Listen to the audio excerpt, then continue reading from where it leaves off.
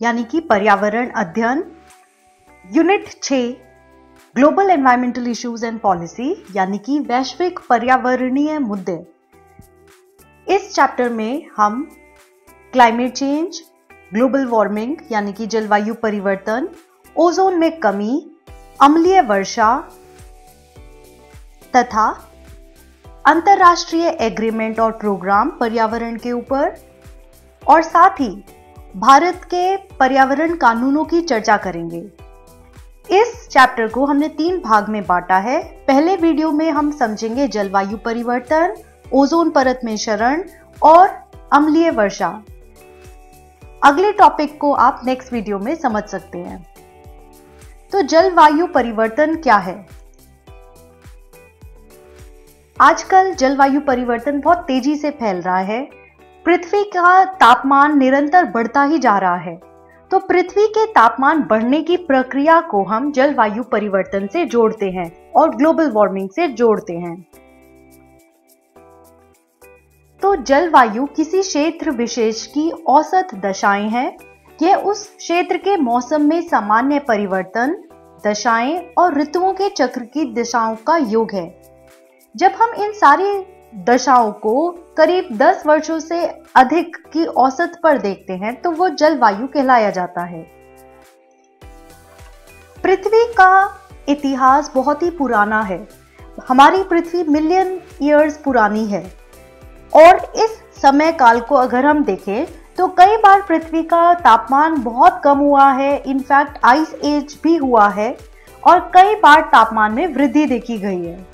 तो तापमान तो कभी भी स्थिर नहीं रहा है, परंतु पिछले 10,000 साल में फिर भी काफी हद तक तापमान में एक समानता या स्थिरता देखी गई है।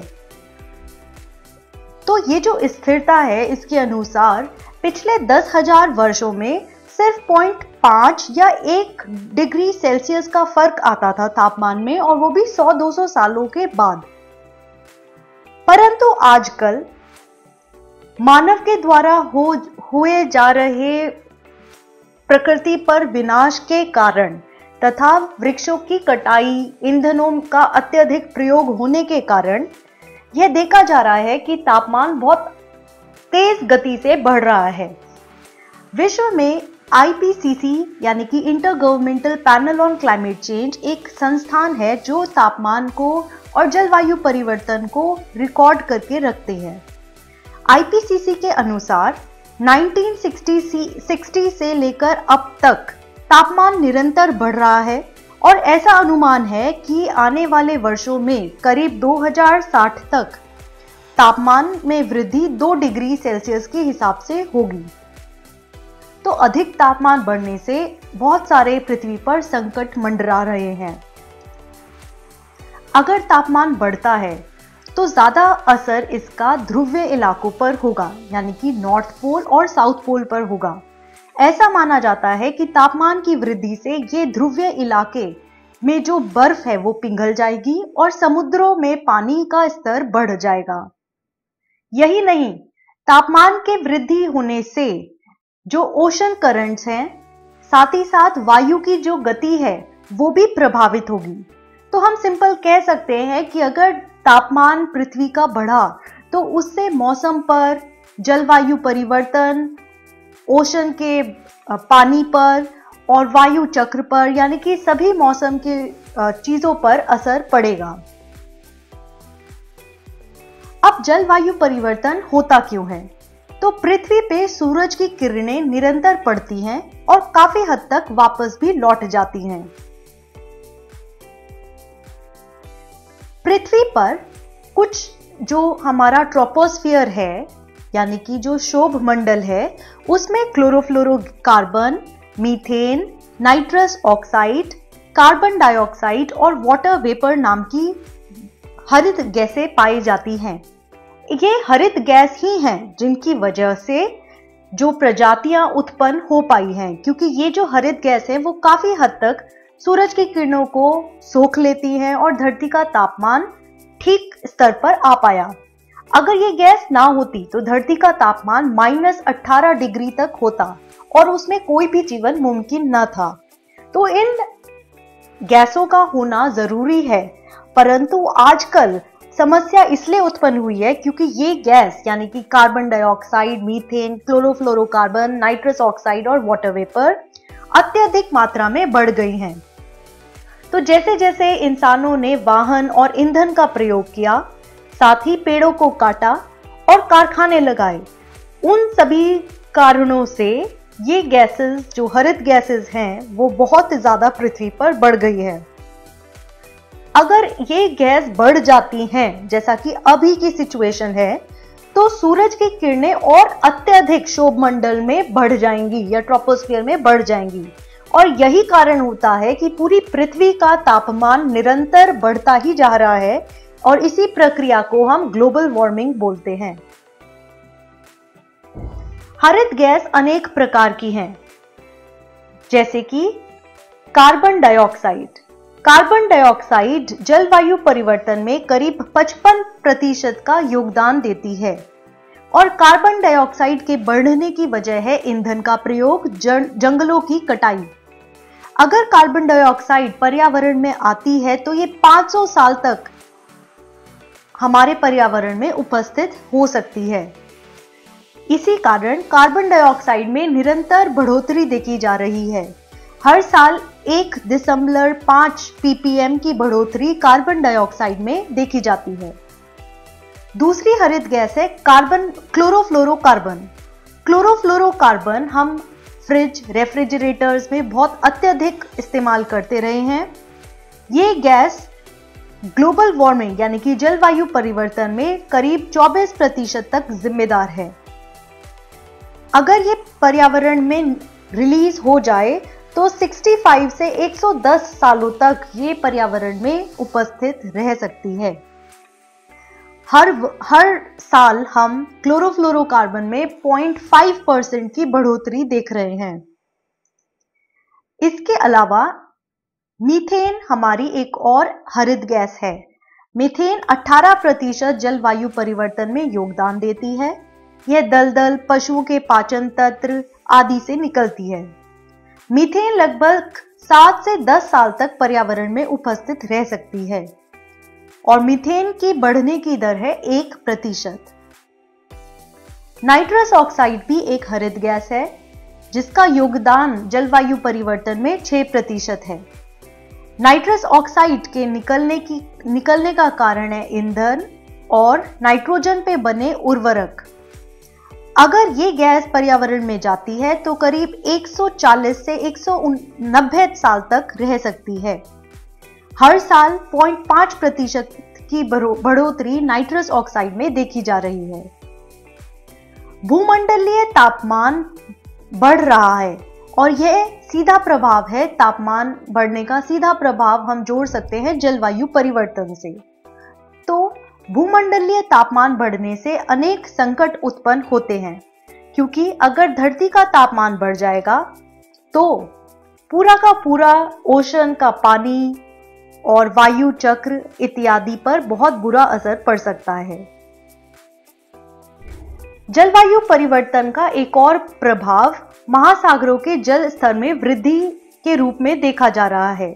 यह माना जाता है कि ध्रुवीय इलाकों में मौजूद बर्फ और जो ग्लेशियर्स में बर्फ है वो अधिक तापमान में पिघलने की उसकी संभावना होती है। अगर ये बर्फ पिघल जाएगी तो यह संभव है कि जो समुद्रों का जल स्तर है वो बढ़ेगा, और पूरे विश्व के कुछ शहर ऐसे हैं जो समुद्री जल स्तर से कुछ थोड़ा ही ऊपर हैं।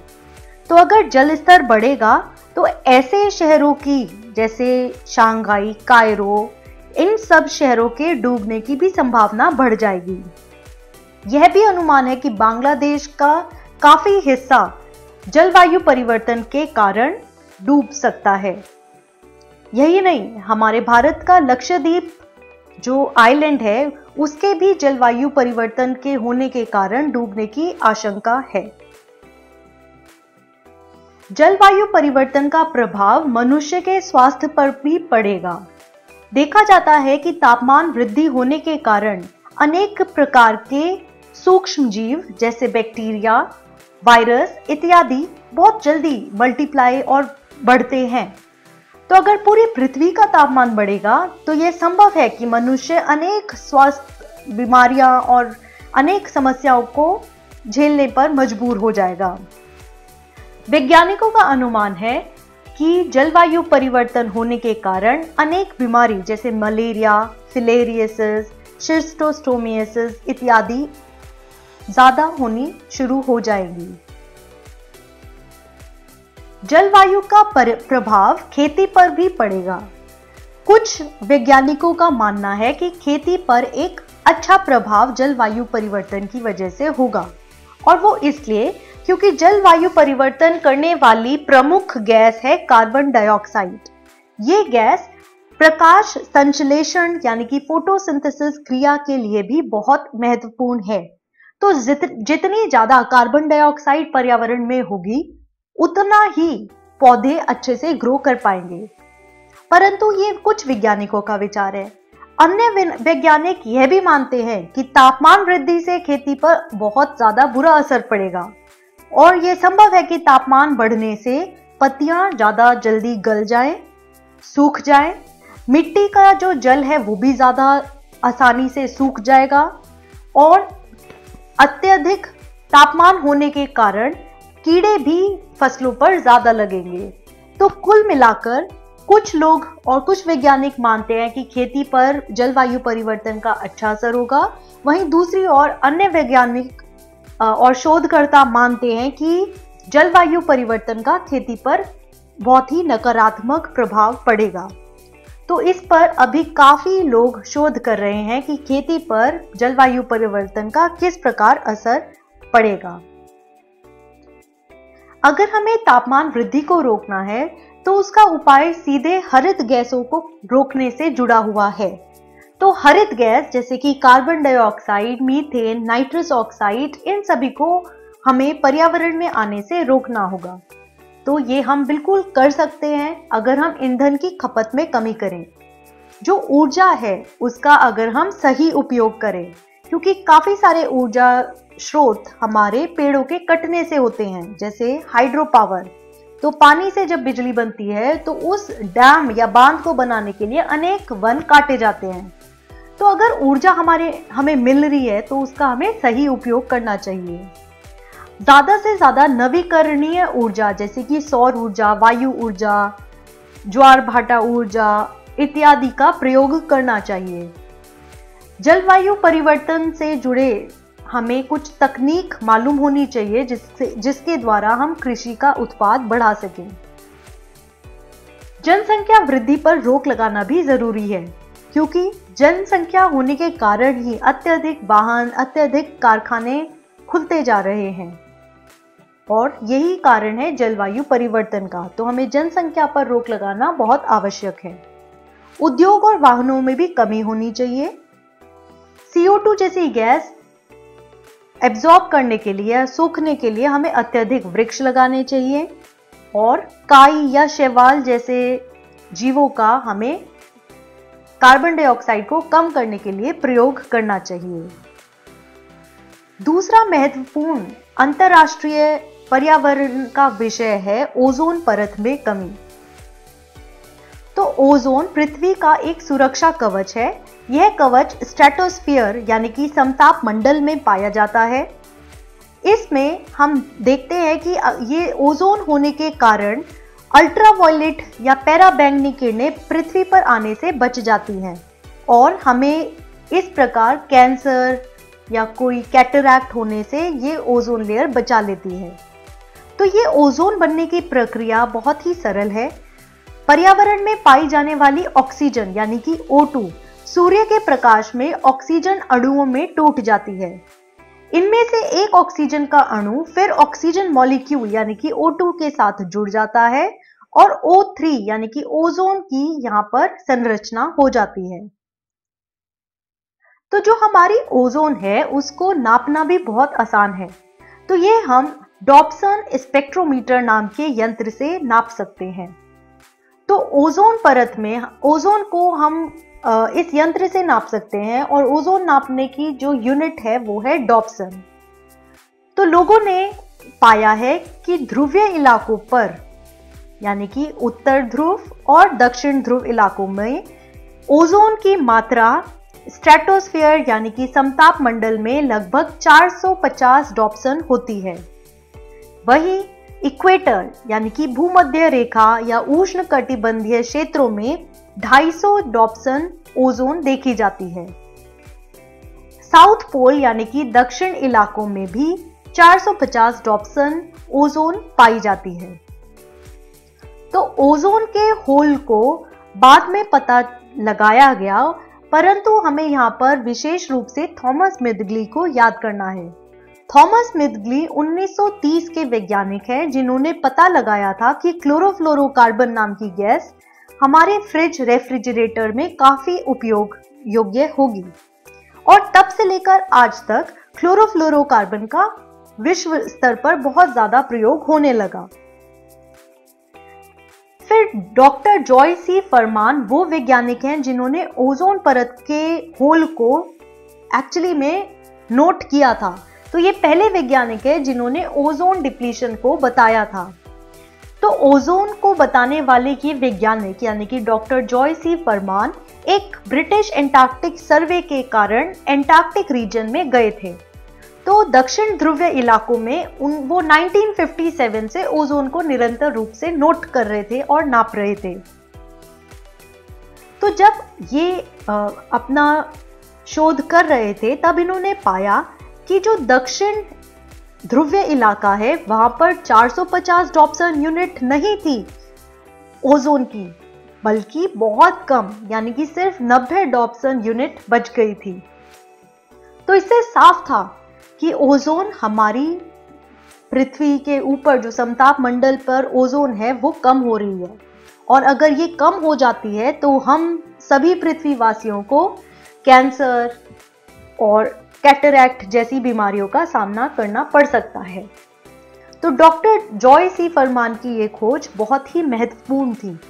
इन्होंने ही बताया था कि ओजोन परत में कमी आ रही है।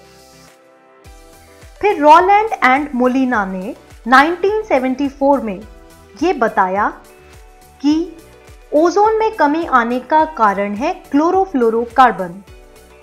तो रॉलैंड एंड मोलिना ने बताया कि जो अत्यधिक क्लोरोफ्लोरोकार्बन फ्रिज रेफ्रिजरेटर में इस्तेमाल हो रही है वो उड़कर हमारे समताप मंडल में ओजोन परत को तोड़ने का काम कर रही है।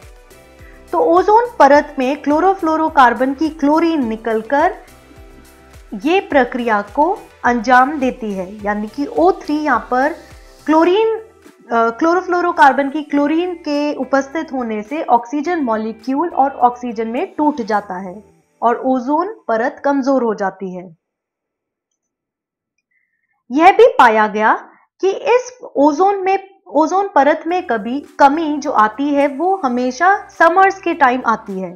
तो दक्षिण एरिया यानी कि एंटार्क्टिक का समर होता है सितंबर से दिसंबर तक। तो जब हमारे उत्तर जो नॉर्दर्न हेमिस्फीयर है वहां पर ठंड होती है, उस समय पृथ्वी के आकार की वजह से सर्दर्न यानी कि दक्षिण क्षेत्र में अत्यधिक सूरज की रोशनी पड़ती है। तो सितंबर टू दिसंबर यहाँ का गर्म समय है। वहीं दूसरी ओर आर्कटिक यानी कि उत्तरी ध्रुव नॉर्थ पोल में ये जो ओजोन का कमी देखी जाती है वो फरवरी से जून में देखी जाती है। तो इस कमी आने का कारण कुछ लोग पोलर वर्टेक्स से जोड़ते हैं। पोलर वर्टेक्स एक तरीके से कोल्ड एयर है जो नॉर्थ पोल और साउथ पोल यानी कि उत्तर ध्रुवीय और दक्षिण ध्रुवीय इलाकों में मिलती है। यह जो ठंडी हवा है, यह अपने आप में क्लोरोफ्लोरोकार्बन को एकत्रित कर देती है, और एकत्रित होने के बाद जब समर्स आते हैं तो ये जो क्लोरोफ्लोरोकार्बन है ये काफी ऊपर उड़कर समताप मंडल में ओजोन को तोड़ भी सकती है। तो ज्यादातर गर्मियों में, चाहे वो दक्षिण ध्रुवीय इलाकों की गर्मी हो सितंबर से दिसंबर, या उत्तरी ध्रुवीय इलाकों की गर्मी हो जैसे कि फरवरी से जून, यह समय है जब ओजोन परत में अत्यधिक कमी देखी जाती है।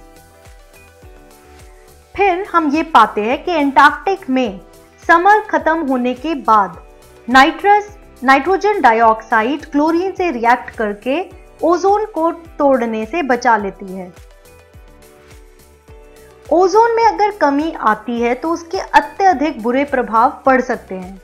पहला तो ये कि ओजोन क्षरण के कारण सूर्य की हानिकारक पराबैंगनी किरणें बेरोक-टोक हमारी पृथ्वी पे आ जाएंगी। इससे लोगों को कैंसर, आंखों के मोतियाबिंद आदि की बीमारियां हो सकती हैं। फिर मेलानिन, जिसके कारण हमारी स्किन में त्वचा में कलर होता है, वो कोशिकाएं भी निष्क्रिय हो सकती हैं। और अगर ये कोशिकाएं निष्क्रिय हो जाएंगी तो रोग रोधी क्षमता भी घटेगी और स्किन का कैंसर भी हो सकता है।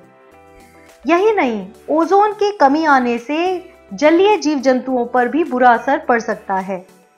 तो जो सूक्ष्म पौधे यानी कि फाइटोप्लैंक्टन्स, प्राणी पलवक यानी कि जूप्लैंक्टन, मछलियां, समुद्री जीव सभी संकटग्रस्त हो सकते हैं। पराबैंगनी किरणों से हमारी फसल भी बर्बाद हो सकती है और पेंट, प्लास्टिक आदि पर भी बुरा प्रभाव पड़ सकता है, जिसके कारण आर्थिक नुकसान होने की भी संभावना है।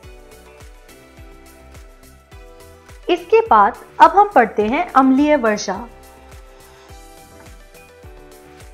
तो निरंतर कारखानों से, वाहनों से धुआं निकल रहा है। इस धुएं में दो प्रमुख गैसेस होती हैं, सल्फर डाइऑक्साइड और नाइट्रोजन ऑक्साइड्स। ये गैस अगर बारिश के पानी के साथ रिएक्ट कर जाएंगी या मिल जाएंगी तो बनती है अम्लीय वर्षा। अम्लीय वर्षा में सल्फ्यूरिक एसिड यानी कि H2SO4 और नाइट्रिक एसिड HNO3 होते हैं। तो जहां भी ये अम्लीय वर्षा पड़ेगी यानी कि जहां भी एसिड रेन गिरेगी, वो सतह पूरी के पूरा खराब हो सकता है या गल सकता है। तो अम्लीय वर्षा का जो pH है वो शुद्ध जल से अत्यधिक कम पाया जाता है। तो अम्लीय वर्षा का pH 5 से भी कम होता है। वहीं दूसरी ओर अगर बिल्कुल ही साफ पानी है तो वो 7 pH पे होता है और वर्षा का जल थोड़ा कम 5 तक pH वाला होता है, क्योंकि वर्षा के जल में भी कार्बोनिक एसिड्स होते हैं। तो वर्षा का जल भी थोड़ा एसिडिक है, बट हल्का एसिडिक है। वहीं अगर ये chemicals sulphur dioxide, nitrogen oxides अगर पानी से या रेन से रिएक्ट कर देंगे तो बनेगी अम्लीय वर्षा, जो बहुत ही खतरनाक है, जिसका pH बहुत ही कम होगा। तो ये दो टाइप से अम्लीय वर्षा गिरती है, या तो आर्द्र रूप में यानी कि पानी के रूप में, जल के रूप में। अगर जल है तो जल की बूंद में nitrogen oxide, sulphur oxide, ammonia, HNO3 ये सब समा जाएंगे और अम्लीय वर्षा होगी। वहीं दूसरी ओर होता है शुष्क जमाव यानी कि सूखा जमाव। तो भले ही गैस में पानी ना मिले, परंतु ये गैसीय जमाव भी हो सकता है, या फिर कुछ अमोनियम सल्फेट, अमोनियम नाइट्रेट जैसे कंपाउंड बन सकते हैं और फिर ये कंपाउंड किसी भी पृथ्वी की सतह पे जैसे बिल्डिंग या पेड़ पौधों पर जम जाती है। तो एसिड रेन से कुछ भी चीज गल सकती है और हमारे अनेक चीजें खराब हो सकती हैं। तो अम्लीय वर्षा का सीधा प्रभाव कई इमारतों पर देखा जा चुका है। हमारे देश के ताजमहल पहले बिल्कुल व्हाइट था, परंतु अम्लीय वर्षा होने के कारण पीला पड़ गया। यही नहीं, और अन्य देश जैसे ग्रीस में अमूल्य पत्थर और प्रतिमाओं पर भी असर पड़ा है। सारी प्रतिमाएं वहां पर काफी हद तक गल चुकी हैं। झील और नदी भी इस अम्लीय वर्षा से प्रभावित होते हैं। जो जलीय जीव जंतु हैं वो भी गल सकते हैं या मर सकते हैं। धातु अपनी चमक इस अम्लीय वर्षा के कारण खो देती हैं। अम्लीय वर्षा के कारण भारी धातुएं जल में घुल जाती हैं, जिसका प्रभाव जलीय जीवों पर भी पड़ता है। मछलियों की संख्या में भी कमी आ सकती है।